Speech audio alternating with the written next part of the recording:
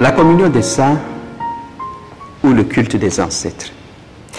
Cette question m'a été posée par une fidèle, il n'y a pas très longtemps, qui me demandait si un chrétien africain aujourd'hui ne devrait pas remplacer la communion des saints par le culte des ancêtres. Le culte de ceux qui ont vécu notre histoire, qui nous connaissent, qui nous ont aimés, de ceux qui sont nos parents, de ceux qui nous ont précédés, qui connaissent bien notre histoire. Est-ce qu'il ne vaut pas mieux plutôt les invoquer ceux-là, au lieu d'intercéder à travers des saints que nous ne connaissons pas, des saints qui appartiennent à une autre histoire, des saints qui peut-être, disait-elle, ne nous aiment pas?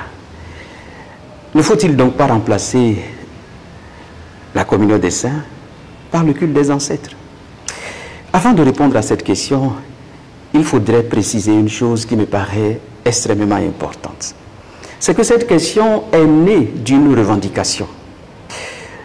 Puisqu'on a nié à l'Africain la dignité reconnue à toutes les autres races, puisque pendant longtemps la colonisation a fait croire à l'Africain qu'il n'a ni culture, ni éducation, qu'il ne connaît rien à la science et qu'il est presque un sous-homme. Puisque pendant longtemps, l'Africain a eu l'impression que dans la caravane des peuples, il occupe la dernière place et qu'il est peut-être même un sous-homme.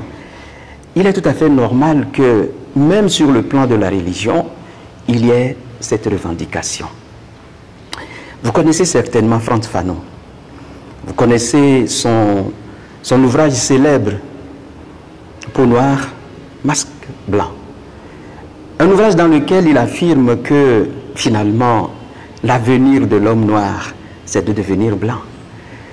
C'est-à-dire que nous avons tellement assimilé la colonisation que nous imaginons, finalement, que pour devenir quelque chose, il faut être autre chose que nous-mêmes. Regardons un peu comment nous nous comportons. Nous renions notre peau, la couleur de notre peau. Tout le monde veut avoir une peau beaucoup plus claire, plus blanche. Nos cheveux nous font honte. Notre habillement, même notre culture, nos aliments, tout, nous les rejetons. Et quelque part, cela arrive même sur le plan de la religion. Est-ce qu'il ne vaut pas mieux, finalement, rejeter la communion des saints pour revendiquer notre identité noire, qui est celui des ancêtres?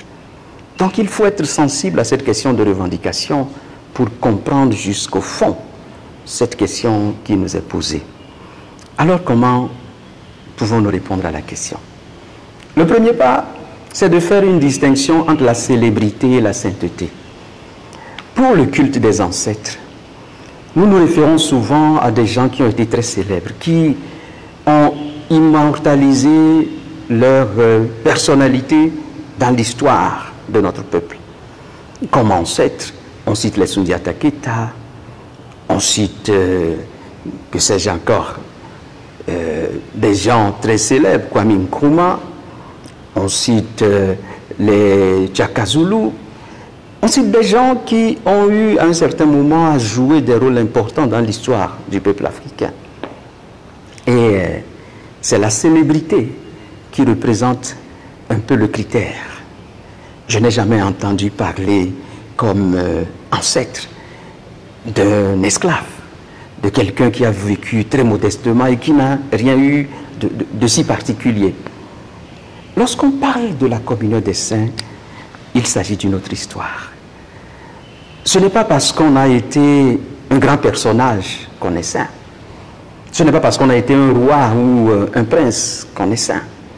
La sainteté, c'est plutôt la communion de vie que l'on a eue avec Dieu. Un saint, c'est celui qui a été tellement uni à Dieu que finalement, il est devenu son ami. Et sur ce plan, je crois qu'il ne faut pas confondre la célébrité que nous recherchons tous, la dignité que nous voulons, avec la communion des saints. C'est la première distinction que je voudrais faire entre le culte des ancêtres et la communion des saints. La deuxième, c'est les deux principes de particularité et d'universalité. À vouloir finalement développer uniquement le culte des ancêtres sur le modèle de la communion des saints, nous risquons d'avoir finalement des ancêtres pour chaque peuple. Alors que dans la communion des saints se retrouvent toutes les nations. Tous ceux qui ont eu une relation particulière avec Dieu se retrouvent dans la grande communion des saints. La difficulté, c'est que souvent nous n'entendons pas parler de beaucoup de saints africains, ce qui ne signifie pas que lorsque nous irons au paradis, nous allons retrouver peu d'Africains, bien loin de là. Non. Nous savons, d'après le livre de l'Apocalypse, qu'il existe une grande foule de ceux qui ont aimé Dieu, qui l'ont servi. Donc, même ceux que nous avons connus, ceux avec qui nous avons vécu, nos parents, nos ancêtres, beaucoup d'entre eux font partie de la communion des saints. Et donc, il ne faut pas penser en des termes d'exclusion. Non, nous faisons partie de la communion des saints parce que nous avons des ancêtres qui ont été en pleine communion avec Dieu. Et la troisième réflexion que je voudrais faire est justement ce principe d'exclusion, de substitution, ou plutôt d'inclusion. Nos ancêtres, ceux qui ont mené une vie de communion avec le Seigneur, sont dans la communion des saints.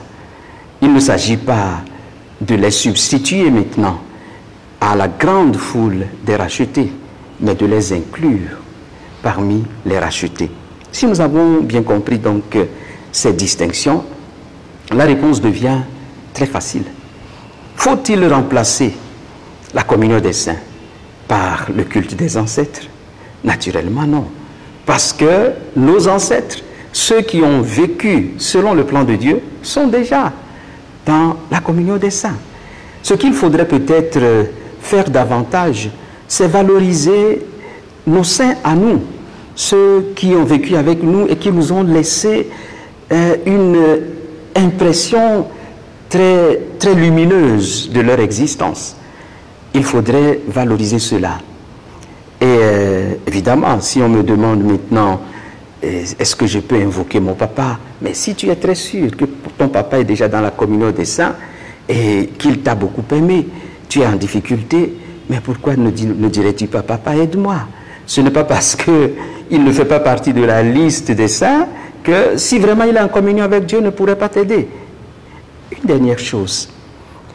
Dans notre foi catholique, la communion des saints, ce n'est pas seulement constitué de ceux qui vivent déjà dans la béatitude ou bien ceux qui sont déjà dans la communion avec Dieu. Il y a aussi ceux qui sont en chemin. Il y a ceux qui ont essayé d'aimer Dieu sur la terre et qui sont en train d'être purifiés pour pouvoir le contempler face à face. Donc, nous devons nous aussi prier pour ceux qui nous ont quittés, pour que le Seigneur puisse les accueillir dans son royaume et ainsi, ils vont devenir pour nous des intercesseurs. Voilà. Il ne s'agit pas d'une substitution, mais d'une inclusion. Nos ancêtres qui ont bien vécu font partie de la communion des saints. Nous n'avons pas, en tant qu'Africains, à avoir honte de ce que nous sommes. Dieu nous aime, Dieu nous a toujours aimés, et aussi ceux qui nous ont précédés vivent dans la communion avec lui.